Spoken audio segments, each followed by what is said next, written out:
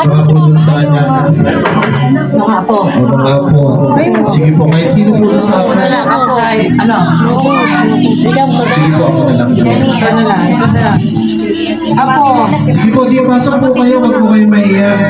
Alam niyo bukas po, pala di nyo na yan magagawa yung alalahanin. Sino ba si Nanay Ophelia?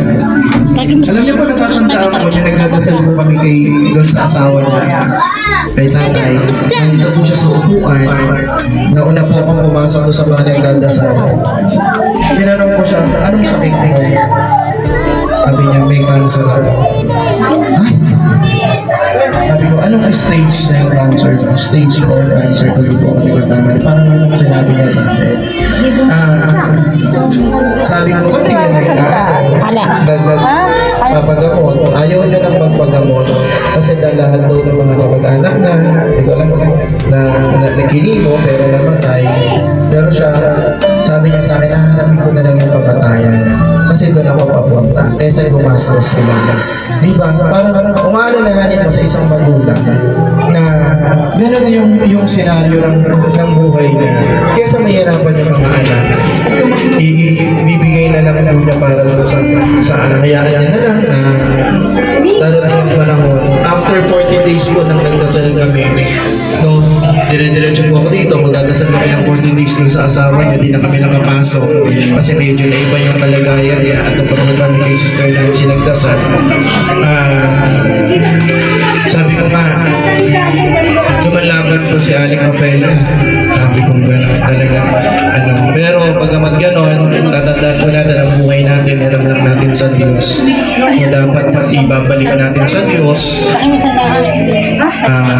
Ipagpapaubaya natin sa Diyos. Kasi alam ng Diyos ang lahat kung kailan tayo mawawala sa mundo. So yung baka meron pa po, isa na lang po doon sa pamilya ko.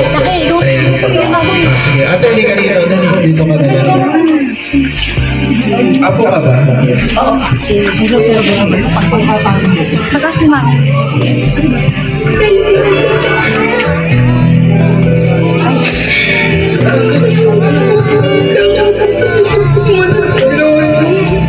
Hindi mo man lang kami hinintay. Sorry. Hindi ka namin nasadalo. Pasensya na. Buhay na ko. Sasawan mo kami sa ito mo. Sana masaya ko namin sa lolo.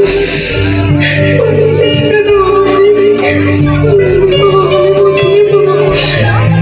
Pangagana mo sa aming magpipinsan.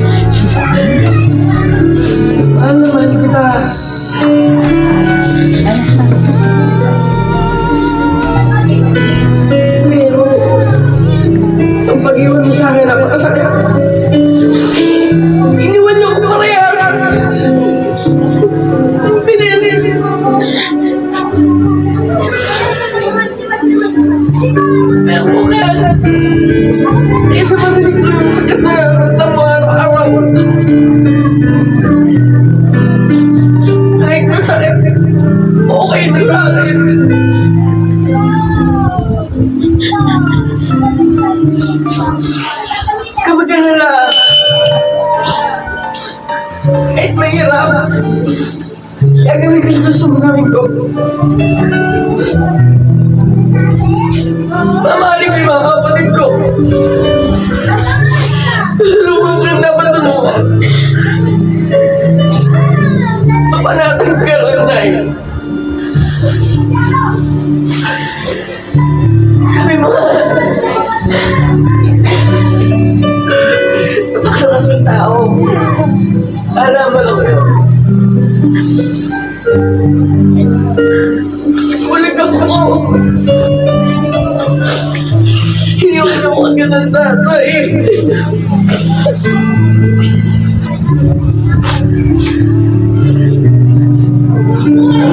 Kasama kasi.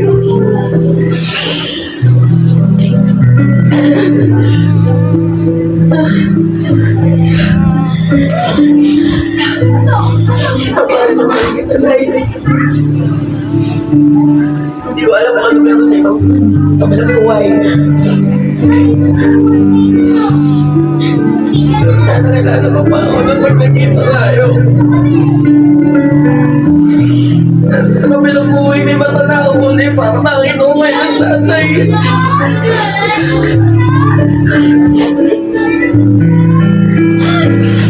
Sorry na, sorry sa nagawa ko.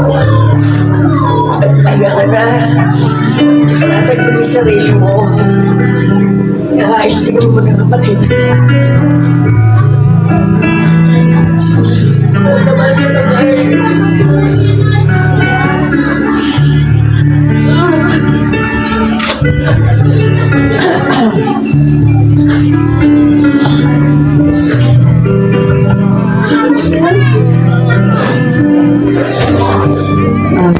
Ako lang po nasabi ko kay Lola Faye. Lola Faye, mapanatagal ng kaluluwa at patuloy na ibigay ang liwanag na walang katapusan sa inyong Panginoon at pagpapatawad sa mga pagkukulang at mga kahinaan mo at kung may mga nagawa ka mang pagkakamali, papatawad ka ng Panginoon at huwag kang mag-ala, patuloy namin pagdarasal at yung kaluluwa para sa kapayapaan. At ang pagpagdala ko kay Lola Faye bilang isang magulang sa kanyang mga anak ay isang ina na matiisin at mapagmahal na ibigay niya po ang lahat at pagtatakpan at ipagtatanggol ang kanyang mga anak para matulungan niya at lalo na higit sa kanyang mga apo, napakasobra niyang mapagmahal at matulungin na ibibigay niya rin po ang lahat-lahat kahit na kung minsan nakakasakit na sa kanyang kalooban ay patuloy pa rin siya tumutulong sa kanyang mga apo, sa kanyang mga anak. At wala akong masasabi dahil mahal na ang kanyang mga anak at mga apo, labis-labis ang kanyang pagpulong sa mga ito. At wala siyang dinadalangin din na sila'y magkasundo-sundo magkakapatid at magbigayan.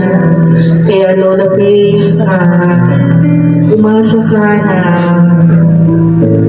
patuloy namin ipagdarasal ka at kung ano yung aking maaabot makakaya ay gagabayan ko si Ponchay, si Dorothy. At maraming salamat sa iyo, Lola Faye.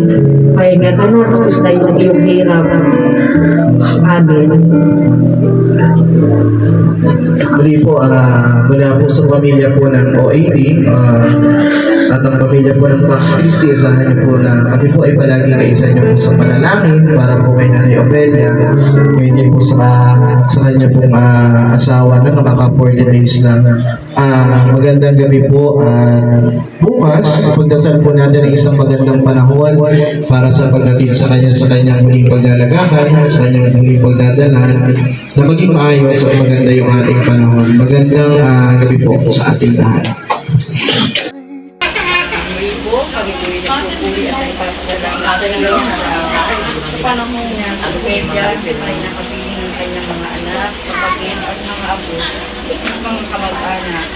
Kaya po ang aming papuri at pasasalamat po sa iyo dahil siya po ay pinagulog mo sa amin, sa kanila po lahat na isa po itong biyaya na pinigay po sa amin lahat. Siya'y nakapiling namin sa mahabang panahon na napasama namin siya. Nakasama siya ng kalagayan sa hirap, kasiyahan, at bago na nabutan. Kaya naman po yung mga Panginoon. Ngayon po ay isa na po dito na magbabaw. At na po siya pinatagilin sa iyo, pinatagilin po, mahal ng Panginoon, ang darito lang po ang kalaang ng aming buhay. Kaya naman po siya pinuwag na sa amin. Kaya po, mahal ng Panginoon, pagkaloob mo sa kanya ang kapayapaan ng kanyang kaluluwa at ang iyong pagkakawad sa lahat ng mga siya'y nabubuhay mo ang tulad mo ng kanyang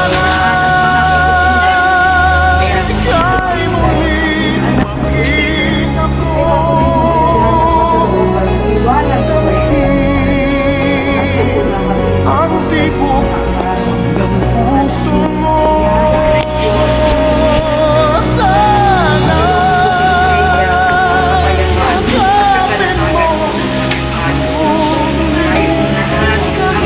mo Pambahin ang ngalan mo. Makasamin ang karyan mo. Sundin ang loob mo dito sa lupa para lang sa langit.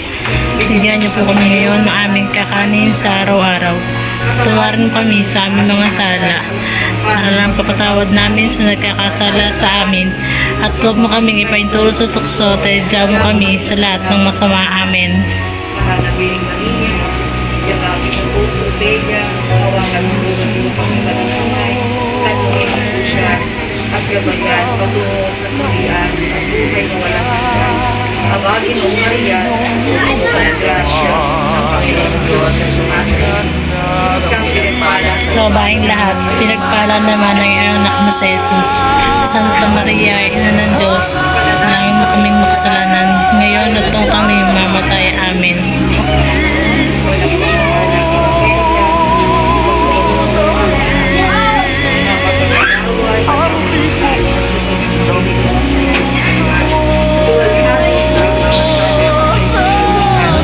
Kapag sa una, ngayon at magpakilanman, magpasawalang hanggan.